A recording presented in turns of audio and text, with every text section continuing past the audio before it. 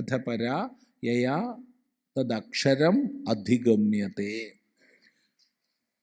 മറ്റതൊന്നും വേണ്ടെന്ന് ആരും പറഞ്ഞേക്കരുത്, അതൊക്കെ വേണം. ലോകത്തിൽ ലൗകിക ജ്ഞാനങ്ങളെല്ലാം വേണം.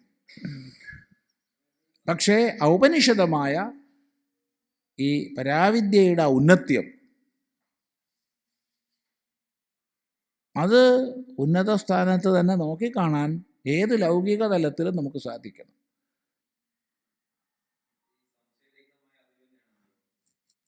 ആണല്ലോ.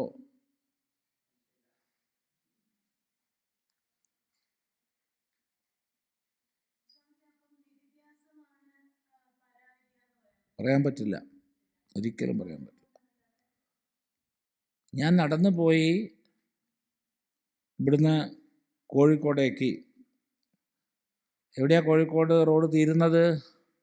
വേണ്ട, കോഴിക്കോട് പോട്ടെ, പാലക്കാട് ആയിക്കോട്ടെ. പാലക്കാട് എവിടെയാണ് റോഡ് തീരുന്നതെന്ന് എനിക്ക് അറിയില്ല, അതുകൊണ്ടാണ് കോഴിക്കോട് പറഞ്ഞത്. എവിടെയും വരെയാ പാലക്കാട് റോഡ്? എവിടെയാ പാലക്കാട് 0 എവിടെയാണ് മാർക്ക് ചെയ്തേ? എനിക്കറിയില്ല, അതുകൊണ്ടാണ്. കോട്ടമൈതാനം. അപ്പോൾ കോട്ടമൈതാനമാണ് പാലക്കാട് റോഡ് ചെന്ന് അവസാനിക്കണതാണ് പാലക്കാട് 0 മാർക്ക് ചെയ്തിട്ടുണ്ടാവും. അതുവരെ ഞാൻ നടക്കണം. പാലക്കാടേക്ക് കാൽനടയായി പോകുന്നവൻ അതുവരെ നടക്കണം. അതിൻ്റെ 500 മീറ്റർ ഇപ്പുറത്താണെങ്കിലും പാലക്കാട് എത്തിയിട്ടില്ല, ഇനിയും പോകണം.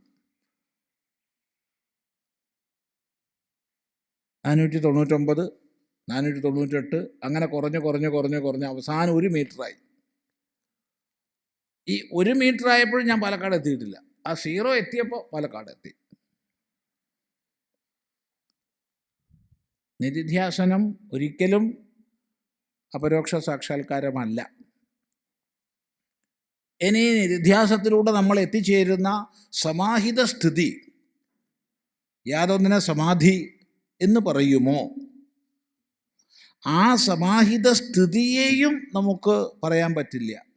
സമാഹിത സ്ഥിതിയിൽ ഉണ്ടായ ബോധത്തെ മാത്രമേ പരാന്ന് പറയാൻ പറ്റൂ.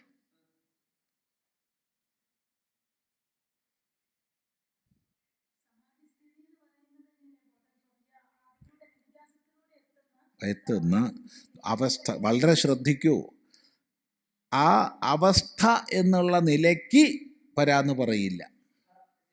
ആ അവസ്ഥാജനിതമായ ബോധം എന്നതിലേ പറയുള്ളൂ. രണ്ടിനും വ്യത്യാസമുണ്ട്, നേരിയ വ്യത്യാസങ്ങളേ ഉള്ളൂ. സൂക്ഷ്മ ചിന്തയിലൂടെ മാത്രമേ ഇതിനെ പ്രാപിക്കാൻ പറ്റൂ,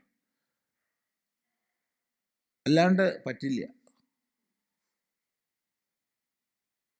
ഭക്ഷണം കഴിച്ചു രുചി അറിഞ്ഞു എന്ന് പറഞ്ഞു.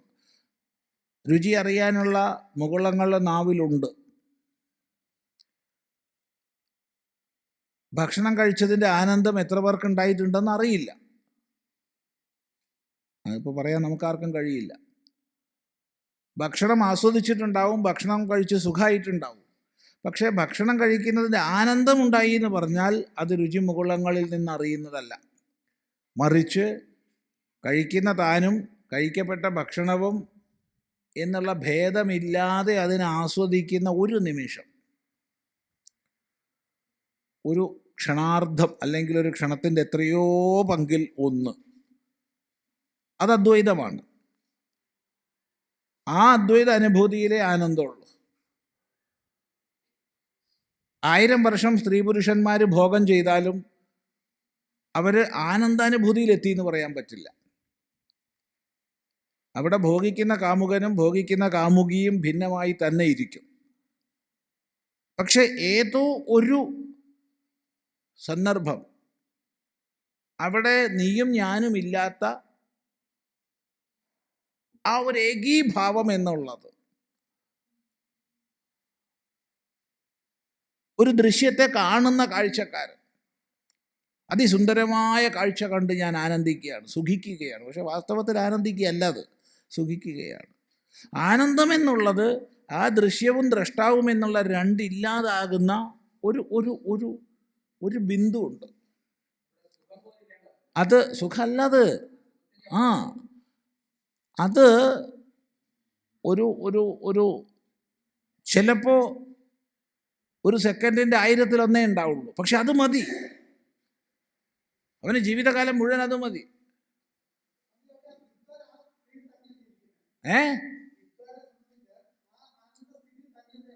അത് തന്നെയാ പറഞ്ഞ ആനന്ദസ്ഥിതിയിൽ എപ്പോഴും ഇരിക്കുന്നു എന്ന് പറയാൻ പറ്റില്ല. അത് നമ്മൾ ഇപ്പം ചിന്തിക്കുമ്പോൾ തോന്നുന്നതാണ്. ആ ആനന്ദസ്ഥിതിയിൽ ഒരാൾ എത്തിച്ചേർന്നാൽ അയാൾക്ക് അതിൽ നിന്ന് വ്യതിചലനമില്ല. അയാൾ ദേഷ്യം പിടിക്കൂലേ? ദേഷ്യം പിടിക്കും. അയാൾക്ക് സങ്കടം വരില്ലേ? സങ്കടം വരും. അയാൾക്ക് സന്തോഷം വരില്ലേ? അയാൾക്ക് സന്തോഷം വരും. അയാൾക്ക് എല്ലാ ഭാവങ്ങളും ഉണ്ടാവും. പക്ഷെ അയാളുടെ ആന്തരികമായ സഹജഭാവം നമ്മൾ ഏതെല്ലാം രൂപങ്ങളിൽ അഭിനയിക്കുമ്പോഴും അല്ലെങ്കിൽ പ്രവർത്തിക്കുമ്പോഴും ഞാൻ മനുഷ്യനാണെന്ന സഹജബോധം നമുക്കുള്ളതുപോലെ അയാൾ സഹജമായ ആത്മബോധത്തിൽ കഴിയുകയാണ്. അല്ലാണ്ട് വിദ്വാൻ എപ്പോഴും ആ അവസ്ഥയല്ലേ എന്ന് വെച്ചാൽ അല്ല. വിദ്വാൻ നടന്നു പോകുമ്പോൾ വീഴാൻ പോവുകയാണെങ്കിൽ ബാലൻസ് ചെയ്ത് വീഴാതെ ഒപ്പിക്കും.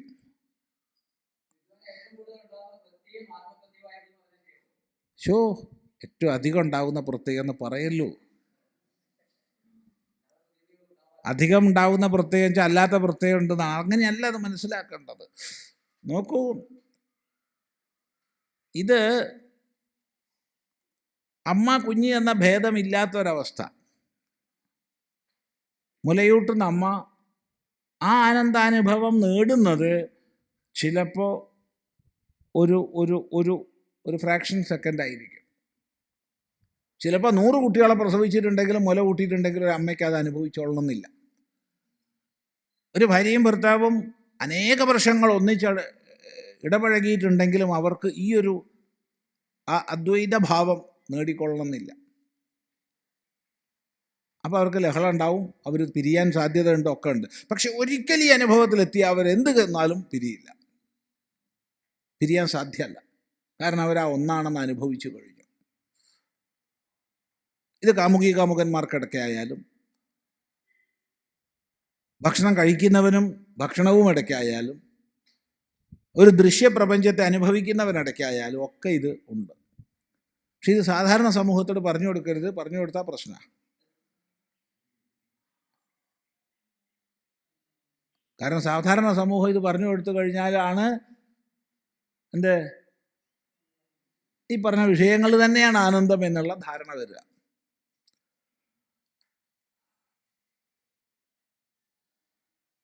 വളരെ സ്പഷ്ടമാക്കുന്നത് വിദ്യാരണ്യസ്വാമികൾ 5 ആനന്ദ പ്രകരണങ്ങളാണ് പഞ്ചദശിയിൽ രചിച്ചിട്ടുള്ളത്. ആദ്യം 5 ദീപപ്രകരണങ്ങൾ, വിവേകപ്രകരണങ്ങൾ, രണ്ടാമത് 5 ദീപപ്രകരണങ്ങൾ, മൂന്നാമത് 5 ആനന്ദ പ്രകരണങ്ങൾ. ആ 5 ആനന്ദ പ്രകരണങ്ങളിൽ ഒന്ന് വിഷയാനന്ദമാണ്. നമ്മൾ വിചാരിക്കും വേദാന്ത പ്രകരണത്തിൽ എന്തിനാ വിഷയാനന്ദം വെച്ചേ? ഈ വിഷയാനന്ദം എന്ന് പറയുന്നതും ആത്മാനന്ദത്തിൻ്റെ വിദ്യാനന്ദത്തിൻ്റെ സ്ഫുരണം മാത്രമാണ്. അവിടെ ഭേദമില്ല. അയാളിൽ കൂടുതലുണ്ടാകുന്ന വൃത്തി എന്നൊന്നും പറയേണ്ട ആവശ്യമില്ല. ഒരുപക്ഷെ കൂടുതലുണ്ടാകുന്ന വൃത്തി വേറെ വൃത്തിയായിരിക്കും.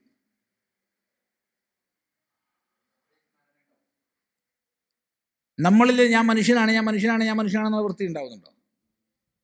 ഉണ്ടോ? എനിക്കില്ല. നിങ്ങൾക്ക് ആർക്കെങ്കിലും ഉണ്ടോ? നേരെ മറിച്ച് ഞാൻ മനുഷ്യനാണെന്നുള്ളതിൽ സംശയം ആർക്കെങ്കിലും ഉണ്ടോ?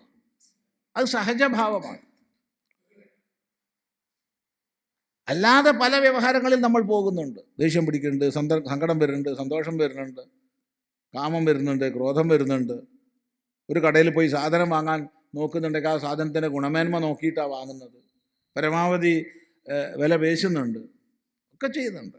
ഇതൊക്കെ ചെയ്യുമ്പോഴും സഹജമായി ഉള്ളിൽ ഞാൻ മനുഷ്യനാണെന്നുള്ള ബോധമുണ്ട്. ആ സഹജമായ മനുഷ്യബോധം നമ്മൾ സങ്കല്പിച്ചുണ്ടാക്കുന്നതല്ല, ശ്രവണ മനന നിധ്യാസങ്ങളിലൂടെ ഉണ്ടാക്കുന്നതല്ല. ഞാൻ മനുഷ്യനാണ് ഒരാവശ്യമില്ല. ഇതാണ് വിദ്വാൻ്റെ സഹജസ്ഥിതി. പൂർണ്ണനാകുന്നു ഞാൻ, ബ്രഹ്മമാകുന്നു ഞാൻ, അഹം ബ്രഹ്മാസ്മി.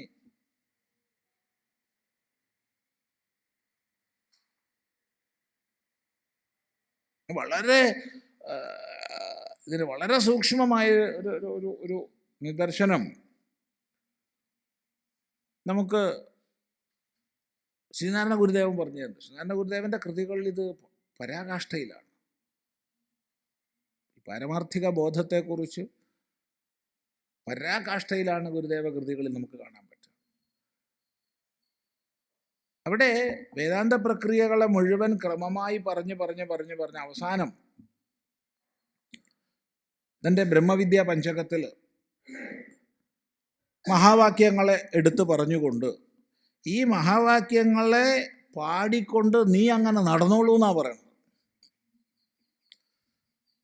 ഗായൻ വിപ്രചര എന്ന്. അവിടെ ഗായൻ വിപ്രചര എന്ന് ഒരു വാക്കായിട്ടും പറയാം, ഗായൻ വിപ്രചര എന്ന് രണ്ട് വാക്കായിട്ടും പറയാം. വിപ്രചര എന്ന് പറഞ്ഞാൽ വളരെ വിപുലമായി നീ സഞ്ചരിച്ചോളൂ എന്നാണ്. വിപ്രചര എന്ന് പറഞ്ഞാൽ അല്ലയോ വിദ്വാനെ നീ ചരിച്ചോളൂ എന്നാണ്. രണ്ടും ശരിയാണ്. അവിടെ ചരിക്കുമ്പോൾ കല്ലുമ്മൽ വെച്ച് കുത്തുവോ? എന്താ അഭിപ്രായം? കുത്തൂല. നോക്കൂലേ? നോക്കി നടക്കില്ലേ? മുള്ളിൽ പോയി വീഴുക? പൊട്ടക്കിണറ്റിൽ പോയി വീഴുക? ഇല്ലല്ലോ. നോക്കൂ, പറഞ്ഞതിനർത്ഥം മനസ്സിലായിട്ടില്ല പലർക്കും. ഈ വിദ്വാൻ അഹം ബ്രഹ്മാസ്മി എന്നുള്ളതായ ബോധത്തിൽ പ്രജ്ഞാനം ബ്രഹ്മ, അയമാത്മാ ബ്രഹ്മ, തത്വമസി, അഹം ബ്രഹ്മാസ്മി, ഈ നാലും അവിടെ പറഞ്ഞിട്ടുണ്ട്. ഈ മഹാവാക്യങ്ങളെയും പാടിക്കൊണ്ട് ആനന്ദമഗ്നനായി നീ നടന്നോളൂ എന്നാണ് പറയണത്. ഈ നടക്കുന്ന വിദ്വാൻ പൊട്ടക്കിണറ്റിൽ പോയി വീഴുവോ? ഇല്ല. മുള്ളുകൂട്ടത്ത് പോയി വീഴുവോ? ഇല്ല. അതിൻ്റെ അർത്ഥം എന്താ? അയാളുടെ ഇന്ദ്രിയങ്ങൾ പ്രവർത്തിക്കുന്നുണ്ട്, അയാളുടെ മനസ്സും ബുദ്ധിയും പ്രവർത്തിക്കുന്നുണ്ട്, അയാൾ സ്ഥൂലതലത്തിൽ തൻ്റെ ഉപാധിക്ക് അനുസൃതമായി വ്യവഹരിക്കുന്നുണ്ട്. ഇതൊക്കെ ചെയ്യുന്നുണ്ടെങ്കിലും അയാളുടെ ആത്മാവിജ്ഞാനത്തിന് യാതൊരു ക്ഷതിയുമില്ല.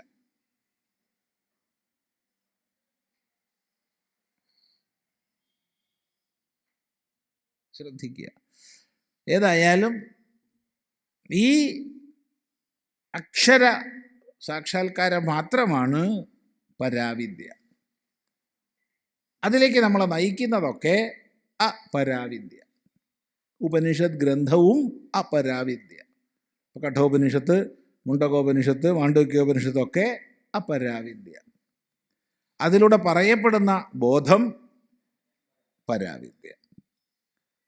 കാരണം മറ്റത് ഇത് പഠിച്ചത് കൊണ്ട് ഒരാൾക്ക് ഈ ബോധം ഉണ്ടാവണമെന്നില്ല. ഈ പഠിച്ചത് പ്രസംഗിക്കാനും ദക്ഷിണ വാങ്ങാനുമാണ് ഞാൻ ഉപയോഗിക്കുന്നത് എങ്കിൽ ഞാൻ ഈ ബോധമുള്ളവനാണെന്ന് അർത്ഥമില്ല. അത് തന്നെയാണ് സംഭവം. അറിവിലുമേറെ അറിഞ്ഞിടുന്നവൻ തൻ ഉരുവിലുമൊത്തു പുറത്തും ഉജ്ജ്വലിക്കും. കരുവിന് കണ്ണുകൾ അഞ്ചുമുള്ളടക്കി തെരുതെര വീണ് വണങ്ങിയോതിടേണം. അത്രയേ ഉള്ളൂ.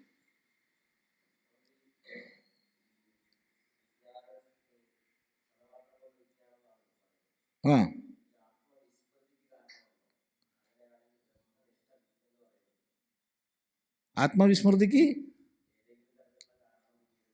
ഉണ്ടാവില്ല.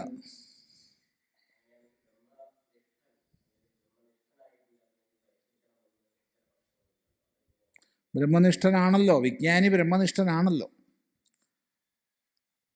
അവിടെ വിജ്ഞാനി ബ്രഹ്മനിഷ്ഠനാണ്. ബ്രഹ്മനിഷ്ഠനായിട്ടില്ലെങ്കിൽ വിജ്ഞാനി ആയിട്ടില്ല,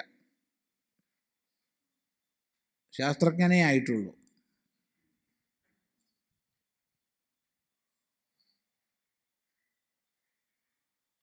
കാരണം നിഷ്ഠാശബ്ദം നമ്മൾ പരിശോധിക്കുമ്പോൾ നേരത്തെ പറഞ്ഞ അഭിന്ന വൃത്തിയിൽ സ്വയമേവ അത് എന്ന ബോധത്തിൽ കഴിയുന്നതാണല്ലോ നിഷ്ഠ. ഈ വിജ്ഞാന മാത്രത്തിൽ അയാൾ ബ്രഹ്മനിഷ്ഠനാണ്. അപ്പോൾ ചിലപ്പോൾ സംശയം വരാം, ശാസ്ത്രകാരന്മാർ ബ്രഹ്മനിഷ്ഠനിൽ തന്നെ പല തലങ്ങളെ പറഞ്ഞിട്ടുണ്ടല്ലോ. അത് ശാസ്ത്ര വിചാരദശയിൽ പറയുന്നത് മാത്രമായിട്ടേ നമുക്ക് എടുക്കാൻ പറ്റൂ. ഏതുപോലെ എന്നാണെങ്കിൽ യോഗശാസ്ത്രത്തിൽ സമാധിയെ പല തലങ്ങളിൽ പറയുന്നു. പലതരം സമാധി ഉണ്ടെന്ന് പറയുന്നു. ഈ പലതരം സമാധി ഉണ്ടാവുക എങ്ങനെയാ? അപ്പോൾ സമാഹിതമായിരിക്കുന്ന അവസ്ഥ, സമാഹിതമായിക്കൊണ്ടിരിക്കുന്ന അവസ്ഥ, ആ അവസ്ഥയിൽ സൂക്ഷ്മാഭിമുഖമായ വൃത്തികൾ ക്രമേണ അതിസൂക്ഷ്മതയിലേക്ക് പ്രവേശിക്കുന്നതിനെ പല തലങ്ങളായി പറഞ്ഞതാണ്. അതിലെന്താണോ പരാകാഷ്ഠ അതിനെ മാത്രമേ വേദാന്ത ദൃഷ്ടിയിൽ സമാധിയായിട്ട് എടുക്കാൻ പറ്റൂ. അപ്പം മറ്റത് തെറ്റാണെന്ന് നമ്മൾ പറയില്ല, തെറ്റാണെന്ന് പറയില്ല.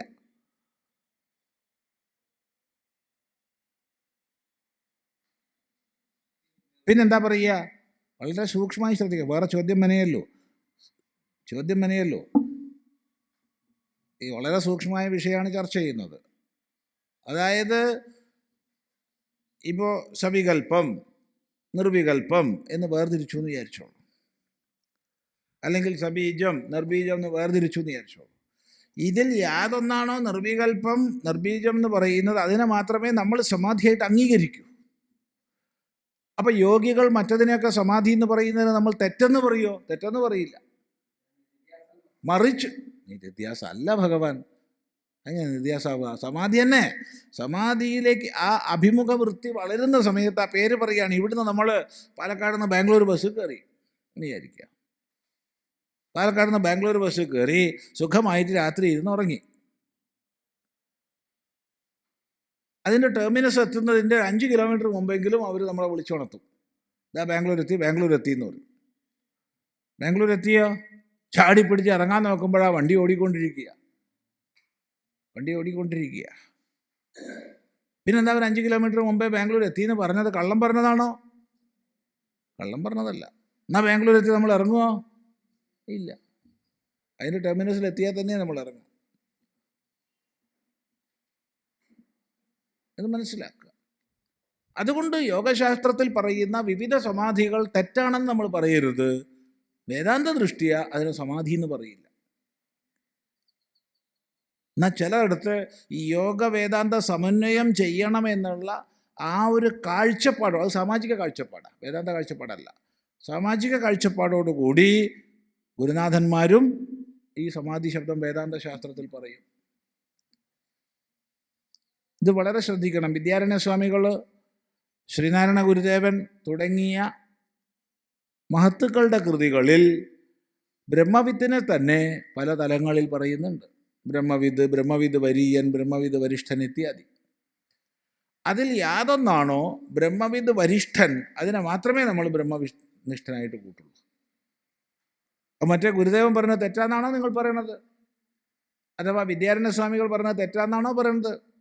അഥവാ യോഗവാസിഷ്ഠകാരൻ പറഞ്ഞത് തെറ്റാന്നാണോ പറയണത്? ഈ 3 പേരാണിത് പറയുന്നത്. തെറ്റാന്നല്ല പറഞ്ഞത്. അത് പാരമാർത്ഥികമായ ബ്രഹ്മനിഷ്ഠയിലേക്ക് എത്തുന്ന തലങ്ങളെ വിവിധ പദങ്ങളെ കൊണ്ട് സൂചിപ്പിച്ചു.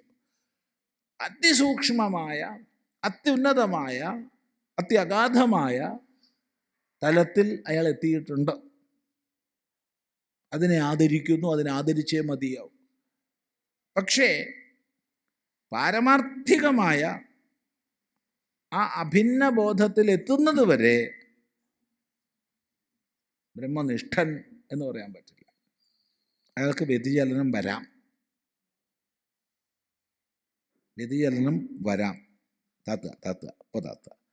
അയാൾക്ക് വ്യതിചലനം വരാം. വരില്ല പറഞ്ഞിട്ട് പ്രയോജനമില്ല. പക്ഷേ ശാസ്ത്രത്തിൻ്റെയും മറ്റും എന്താ പറയേണ്ടത്, സമ്പത്ത് കയ്യിലുള്ളത് കൊണ്ട് അയാൾക്ക് മറ്റുള്ളവരുടെ മുമ്പിൽ വ്യതിചലനം വന്നിട്ടില്ല എന്ന് അഭിനയിക്കാൻ കഴിഞ്ഞേക്കാം, സമർത്ഥിക്കാൻ കഴിഞ്ഞേക്കാം. എന്നെ പണമൊന്നും ബാധിക്കുന്നില്ല, എന്നെ പണം ആകർഷിക്കുന്നില്ല എന്ന് അഭിനയിക്കാനും പറയാനും കഴിഞ്ഞേക്കാം. എന്നെ പെണ്ണ് ആകർഷിക്കുന്നില്ല, അല്ലെങ്കിൽ എന്നെ ആകർഷിക്കുന്നില്ല എന്ന് പറയാൻ കഴിഞ്ഞേക്കാം, സമർത്ഥിക്കാനും കഴിയും. പക്ഷെ ഉള്ളിൻ്റെ ഉള്ളിൽ വസ്തുത മറ്റൊന്നാവുന്നില്ല. അതുകൊണ്ട് അവിടെ വ്യതിചലന സാധ്യതയുണ്ട്. വ്യതിചലന സാധ്യതയില്ലാത്തത് ഏകീഭാവത്തിൽ മാത്രമാണ്. ഇപ്പോൾ രസോപ്യസ്യ പരം ദൃഷ്ട്വാ നിവർത്തതേ എന്ന ശാസ്ത്രം ചിന്തിക്കുമ്പോൾ അവന് വിഷയങ്ങളിലുള്ള രസം പരം ദൃഷ്ട്വാ നിവർത്തതേ എന്ന് തന്നെയാണ് പറഞ്ഞത്. ദൃഷ്ട്വാ എന്ന് പറഞ്ഞിരിക്കുകയാണ്. ദർശന സന്ദർഭത്തിൽ നല്ല ദർശന സന്ദർഭം ഈ ആഭിമുഖ്യം വരുന്ന സന്ദർഭമാവാം. അതായത് സൂക്ഷ്മാഭിമുഖ വൃത്തികൾ വരുമ്പോഴും ദർശന സന്ദർഭമാണെന്ന് പറയാം. അതുകൊണ്ടാണ് അവിടെ ദൃഷ്ട്വാ എന്ന് പ്രയോഗിച്ചത്. കണ്ടിട്ട് എന്ന് പറഞ്ഞാൽ പിന്നെ അത് ദർശനാഭിമുഖ വൃത്തിയല്ല, സൂക്ഷ്മാഭിമുഖമല്ല.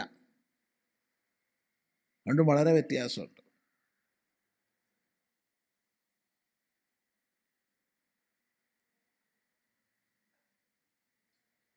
സൂക്ഷ്മമായി വിചാരം ചെയ്യാം.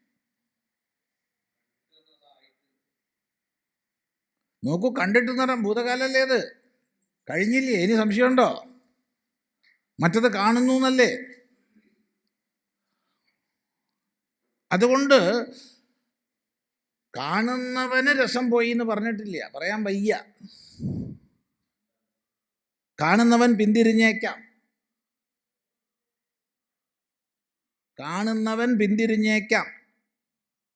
അതിനേക്കാൾ വലിയ കാഴ്ച ഇപ്പുറത്തുണ്ടെന്ന് തോന്നിയാൽ അവൻ പിന്തിരിഞ്ഞേക്കാം. കണ്ടിട്ടെന്നായാൽ പിന്നെ അവൻ പിന്തിരിയുന്ന പ്രശ്നമില്ല, കാരണം അവിടെ ഏകീഭവിച്ചു.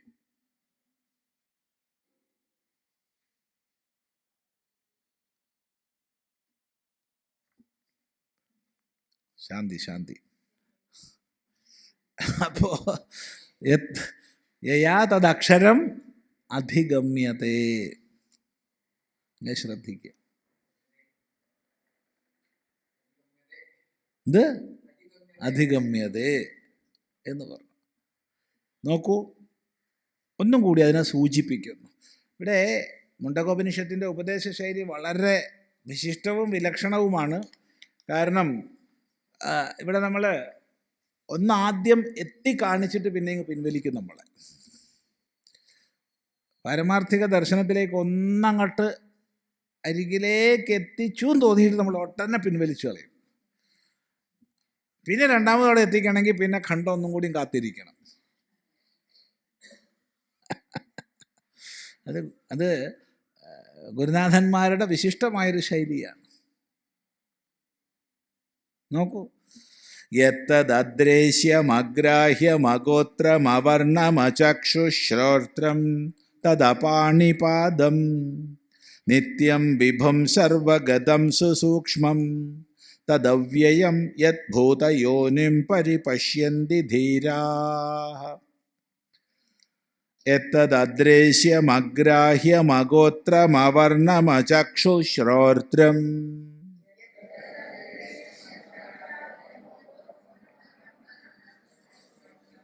തദപാണിപാദം നിത്യം വിഭം സർവഗതം സുസൂക്ഷ്മം തദവ്യയം യദ്ഭൂതയോനിം പരിപശ്യന്തി ധീരാഃ.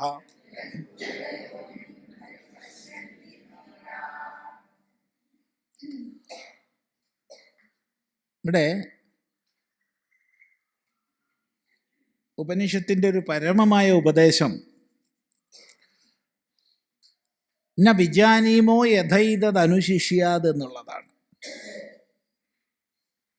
ഇതെങ്ങനെയാണ് ഉപദേശിക്കേണ്ടതെന്ന് നമുക്കറിയില്ല. ഇതാണോ പരമായ ഉപദേശം? അതെ. അപ്പോൾ തത്വമസി അഹം ബ്രഹ്മാസ്മി ഒന്നും അല്ലേ? അതൊക്കെയാണ്, ഇതുമാണ്. ഇപ്പൊ ഗുരുനാഥൻ ന വിജാനീമോ യഥൈതദനുശിഷ്യാത്, ഇതിനെങ്ങനെയാണ് ഉപദേശിക്കേണ്ടതെന്ന് നമുക്കറിയില്ല. നമ്മളാരെങ്കിലും ആണ് ഗുരുനാഥൻ്റെ അടുത്ത് പോയിരുന്ന വെച്ചാൽ ഞാൻ പിന്നെ ഉപദേശിക്കാൻ കഴിവുള്ളൊരു ഗുരുനാഥൻ്റെ അടുത്ത് പോട്ടെ എന്ന് ചോദിക്കും. അങ്ങേക്ക് അറിയില്ല എന്നല്ലേ പറഞ്ഞത്? അത് എനിക്കറിയില്ല കൂട്ടാ. എന്നാൽ അറിയുന്ന ആരുടെ അടുത്തെങ്കിലും പോട്ടെ, പോയിക്കോളൂ, വണ്ടി ചെലവും കൂടിയും വെച്ചോളൂ. കാരണം ഇഷ്ടം പോലെ ആൾക്കാരുണ്ട് ഞാൻ പരമാർത്ഥിക സത്യം പറഞ്ഞു തരാമെന്ന് പറയുന്ന ആൾക്കാർ ഇഷ്ടം പോലെ ഉണ്ട്. പരമാർത്ഥ തത്വബോധത്തിലേക്ക് ഇതിനെ ഞാൻ ഉയർത്താം വാഗ്ദാനം ചെയ്തിട്ട്, വേണമെങ്കിൽ ഇത്ര ഫീസ് എന്ന് വരെ ഇഷ്ടം പോലെ ഉണ്ട്. കുറച്ചൊന്നുമല്ല, ഇഷ്ടം പോലെ ഉണ്ട്. ഏതുപോലെ നിൻ്റെ രോഗം ഞാൻ മാറ്റിത്തരാം എന്ന് പറയുന്ന ഡോക്ടറെ പോലെ പിന്നെ അവിടെ പോകാൻ പാടില്ല. ആ ഡോക്ടറെ അടുത്ത് പിന്നെ പോകാൻ പാടില്ല. നിൻ്റെ രോഗം ഞാൻ മാറ്റി തരാം എന്നൊരു ഡോക്ടർ പറഞ്ഞാൽ പിന്നെ അവിടെ പോകാൻ പാടില്ല. അപ്പം വിട്ടോളും. അപ്പോഴത്തെ കൺസൾട്ടേഷൻ വല്ല പൈസയും കൊടുത്ത് വേഗം പോയിക്കോളുക.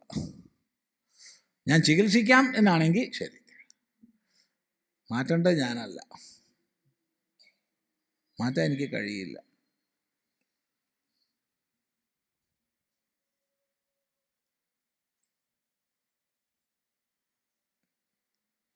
അതുകൊണ്ട് അവിടെ ശിഷ്യൻ ഉപനിഷത്തിലെ ശിഷ്യനായതുകൊണ്ട് അവിടെ തന്നെ ഇരുന്നു ഗുരുനാഥൻ്റെ അടുത്ത്. അല്ലെങ്കിൽ നമ്മളൊക്കെ ആണെന്ന് സ്ഥലം വിട്ടിട്ടുണ്ടാവും അപ്പം തന്നെ, അല്ലേ? കാരണം എനിക്ക് അറിയില്ല എന്നാ പറയണത്, നിന്നോട് ഉപദേശിക്കാൻ എനിക്ക് അറിയില്ല.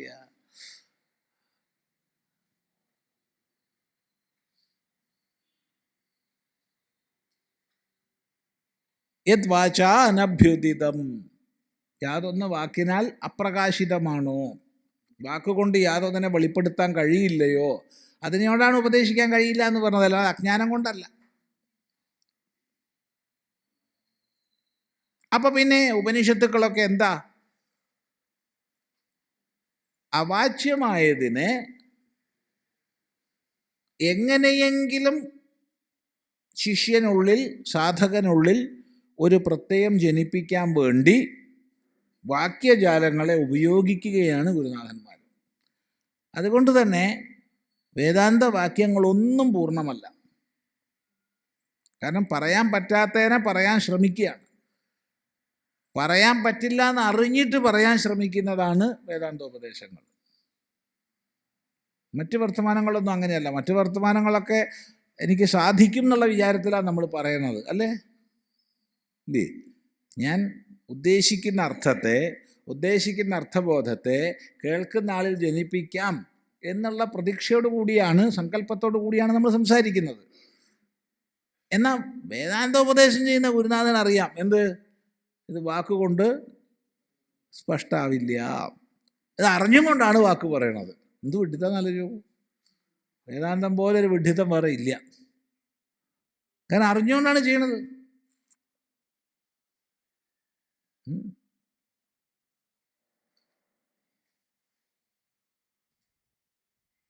അപ്പോൾ എങ്ങനെ, ഏത് പദപ്രയോഗങ്ങളിലൂടെ ശ്രോതാവിൽ സൂക്ഷ്മബുദ്ധിയെ ജനിപ്പിക്കാൻ പറ്റുമോ,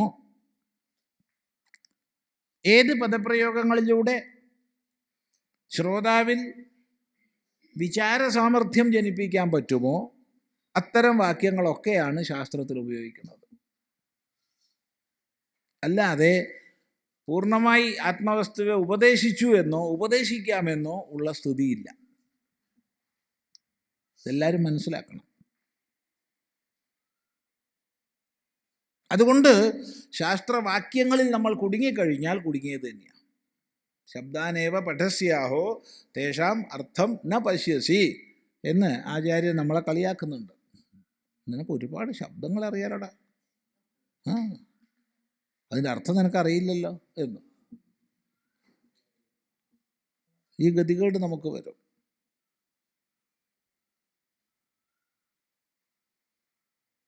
അതുകൊണ്ട് ഒരുപക്ഷെ വിരുദ്ധങ്ങളെന്ന് പോലും തോന്നിപ്പിക്കുന്ന ഉപദേശങ്ങളെ ഗുരുനാഥൻ ചെയ്യും. തദ്ദേജതി തന്നൈജതി, അത് ഇളകുന്നു, അത് ഇളകുന്നില്ല.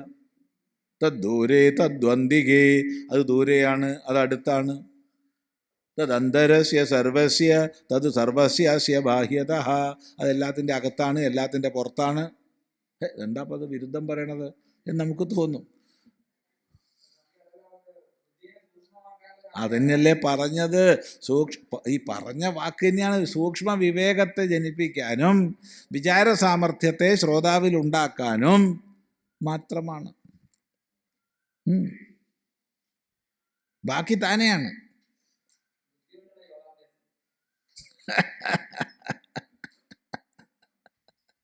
ശരി, അപ്പോ യത് തത്, ഏതത്? യത് ശബ്ദത്താൽ സൂചിതവും തത് ശബ്ദത്താൽ നിർദ്ദേശിതവുമാകുന്നത് എന്താണ്? ഒരു സംശയവും വേണ്ട. തൊട്ട് മുൻ മന്ത്രത്തിൽ പറഞ്ഞു യയാ തത് അക്ഷരം അധിഗമ്യതേ. ആ തത് ശബ്ദത്താൽ അഞ്ചാം മന്ത്രത്തിൽ പറയപ്പെട്ട ആ അക്ഷരമാണ് ഇവിടെ യത് ശബ്ദത്താൽ പരാമർശിക്കപ്പെടുന്നത്. അല്ലാതെ അഞ്ചിൽ നിന്ന് മാറി ആറിന് നിലനിൽപ്പില്ല ഈ മന്ത്രത്തിൽ. അതുകൊണ്ട് ഇവിടെ പറയുന്ന യത് ഏതാണ്? അക്ഷരം അധിഗമ്യതേ എന്ന് കഴിഞ്ഞ മന്ത്രത്തിൽ പറഞ്ഞ അക്ഷരത്തെയാണ് ഇവിടെ യത് ശബ്ദം കൊണ്ട് പരാമർശിക്കുന്നത്. അങ്ങനെ പരാമർശിച്ചതിനെ നിർദ്ദേശിക്കുകയാണ് തത്, അത്. അപ്പം എങ്ങനെയാ തർജ്ജമ ചെയ്യണ്ടേ? യാതൊരു അതുണ്ടോ, യാതൊരു അതുണ്ടോ, അതുണ്ടല്ലോ. അതെന്താണ്? അദ്രേശ്യം, അഗ്രാഹ്യം, അഗോത്രം, അവർണം, അചക്ഷുശ്രോത്രം, തത് അപാണിപാദം, നിത്യം, വിഭും, സർവഗതം, സുസൂക്ഷ്മം, തത് അവ്യയം. യത് വീണ്ടും പരാമർശിക്കുകയാണ്. ഭൂതയോനിം പരിപശ്യന്തി ധീരാഃ. വളരെ വിഭിന്ന പദങ്ങൾ പ്രയോഗിച്ചിരിക്കുന്നതിലും കുറച്ച് ഭേദങ്ങളുണ്ട്. നോക്കൂ, അദ്രേശ്യം, അഗ്രാഹ്യം, അഗോത്രം, അവർണം, അചക്ഷുശ്രോത്രം, അപാണിപാദം, നിത്യം.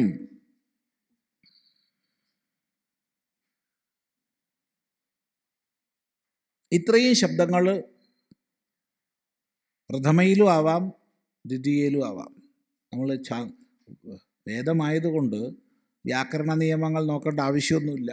എങ്കിൽ തന്നെയും അറിയാതെ വ്യാകരണ ദൃഷ്ടി വരുമ്പോൾ ഇത്രയും ശബ്ദങ്ങൾ പ്രഥമയിലും ആവാം, ദ്വിതീയയിലും ആവാം. എന്നാൽ വിഭും എന്നുള്ളത് ഒരു കാരണവശാലും പ്രഥമയല്ല. പ്രഥമയിൽ വിഭും എന്നില്ല. അതുകൊണ്ട് ദ്വിതീയ മാത്രമായിട്ടേ എടുക്കാൻ പറ്റൂ. സർവഗതം, സുസൂക്ഷ്മം, അവ്യയം എന്നുള്ളവയെ വീണ്ടും പ്രഥമയായിട്ടോ ദ്വിതീയമായിട്ടോ എടുക്കാം, രണ്ടും എടുക്കാം.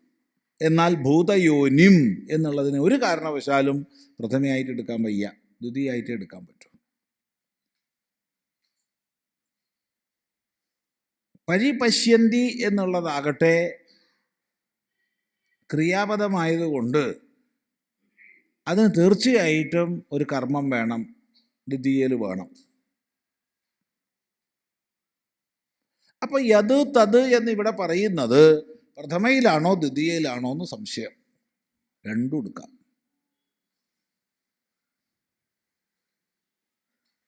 രണ്ടും എടുക്കാം എന്ന് പറയാൻ കാരണം രണ്ട് യത് തത് ഇവിടെ പ്രയോഗിച്ചിട്ടുണ്ട് ആചാര്യൻ.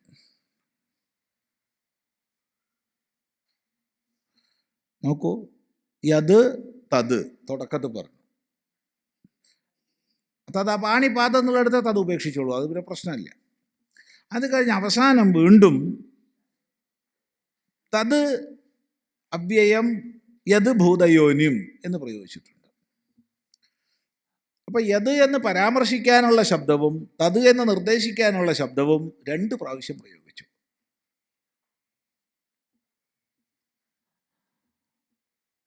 ഈ ശബ്ദരൂപങ്ങൾ പ്രഥമയിലും ആവാം, ദ്വിതീയയിലും ആവാം.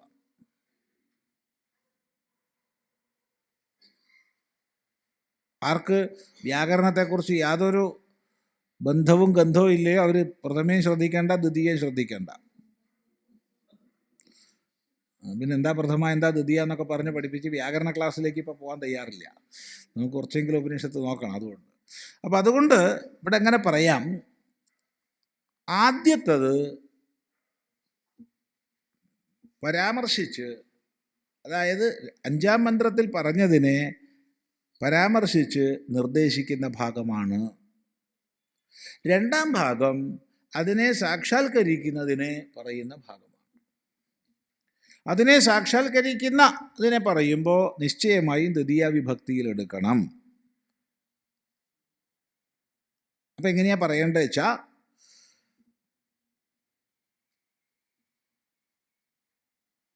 തത് വിഭും ഭൂതയോനിം പരിപശ്യന്തി ധീരാഹ. ഇനി അതിനോട് കൂടെ വേണമെങ്കിൽ സർവഗതം, സുസൂക്ഷ്മം, അവ്യയം എന്നൊക്കെ ചേർക്കുന്നതിനും വിരോധമില്ല. കാരണം ഒരു മര്യാദ. എന്താ മര്യാദ എന്ന് ചോദിച്ചാൽ, വിഭും എന്നുള്ളത് നിങ്ങൾ ദ്വിതീയയിൽ പറഞ്ഞപ്പോൾ അതിന് ശേഷം വന്നതൊക്കെ അതിനോട് കൂടെ കൂട്ടിക്കൊള്ളൂ, അതൊരു സുഖമാണ്. അപ്പം അങ്ങനെ നമുക്ക് ഈ രണ്ട് ഭാഗമായിട്ട് ഈ മന്ത്രത്തെ തിരിക്കാം. അങ്ങനെയാവാം, രണ്ടും ആവാം, എന്നാലും വിരോധമില്ല.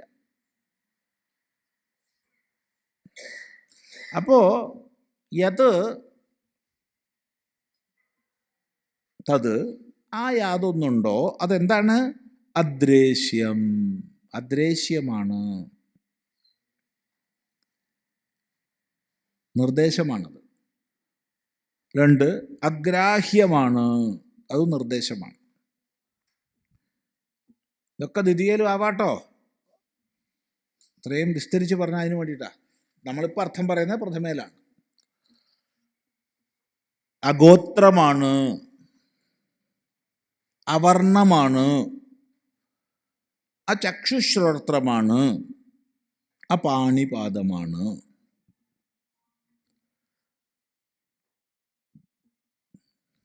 നിത്യമാണ്. കഴിഞ്ഞു.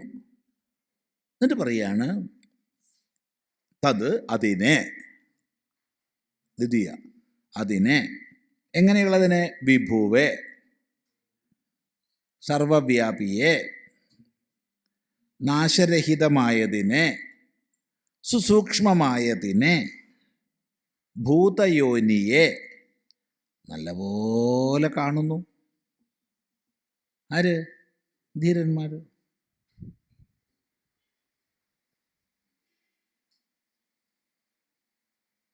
ഇവിടെ വിഭും എന്നും ഭൂതയോനിം എന്നും ഉള്ളതിനെ ഒരു കാരണവശാലും പ്രഥമയാക്കാൻ വയ്യ, അത് ദ്വിതീയ മാത്രമാണ്. മറ്റതൊക്കെ ഒന്നിച്ചെടുക്കാം പ്രഥമയായിട്ട്, എന്നാലും വിരോധമൊന്നുമില്ല.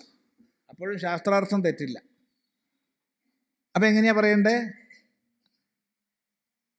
ആ യാതൊന്ന് അഗ്രാഹ്യമാണ്, അഗോത്രമാണ്, അവർണമാണ്, അചക്ഷുശ്രോത്രമാണ്, അപാണിപാദമാണ്, നിത്യമാണ്, സർവഗതമാണ്, സുസൂക്ഷ്മമാണ്, അവ്യയമാണ്. എല്ലാം പ്രഥമമായി പറഞ്ഞു. അങ്ങനെയുള്ള വിഭുവും ഭൂതയോനിയുമായതിനെ രണ്ടെണ്ണം മാത്രം ദ്വിതീയയിലെടുത്തു. എന്നാലും ഭാഷാപരമായി തെറ്റില്ല, എങ്ങനെ വാങ്ങിച്ചാൽ എടുക്കുക. അതാണ് എൻ്റെ സൗന്ദര്യം. എങ്ങനെയാണോ അവനവന് അനുസന്ധാനം ചെയ്യാൻ സൗകര്യമുള്ളത് അങ്ങനെ എടുത്തോളൂ. അദ്രേശ്യം, കാണാൻ കഴിയാത്തത്, അദൃശ്യം.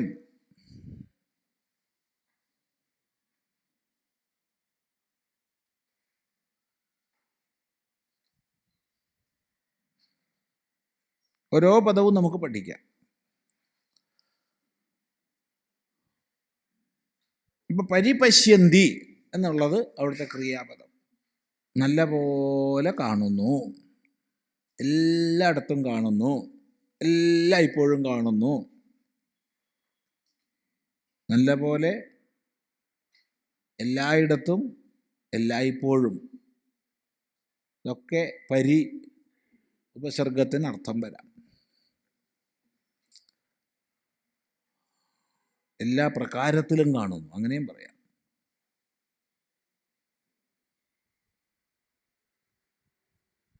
ആര്? ധീരന്മാർ.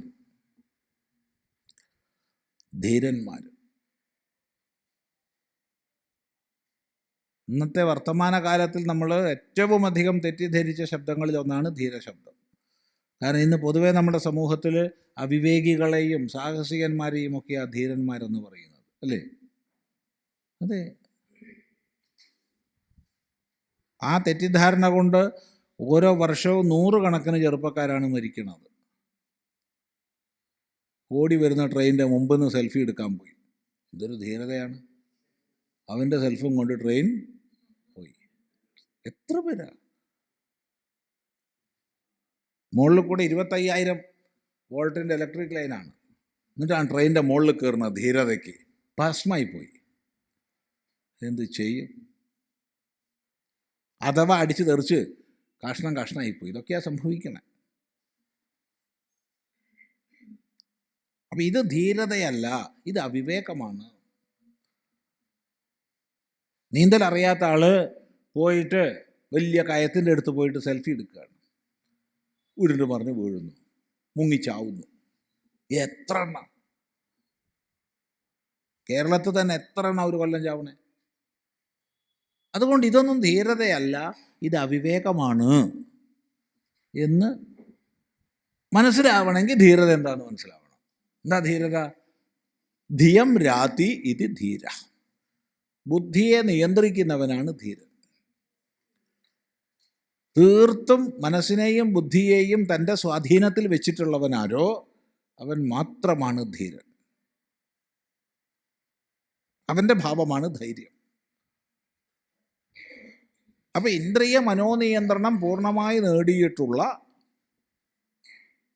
ശാന്തോ ദാന്ത എന്നൊക്കെ ശാസ്ത്രത്തിൽ പറയുന്ന അങ്ങനെയുള്ള ആള് ധീരാഹ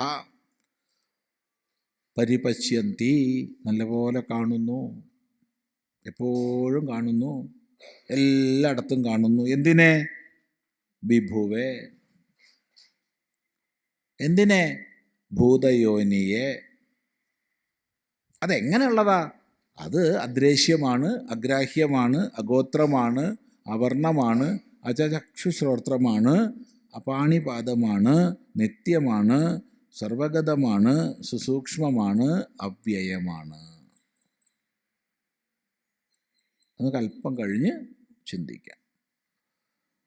ഓം ഭദ്രം കർണേഭിഃ ശൃണുയാമ ദേവാഃ ഭദ്രം പശ്യേമാക്ഷഭിർയജത്രാഃ സ്ഥിരൈരംഗൈസ്തുഷ്ടവാംസസ്തനൂഭിർव्यसेम देवहितं यदायुः स्वस्ति न इन्द्रो वृद्धश्रवाः स्वस्ति न पूषा विश्ववेदाः स्वस्ति नस्तार्क्ष्यो अरिष्टनेमि स्वस्ति नो बृहस्पतिर्दधातु. ओम शांति शांति शांति. ओम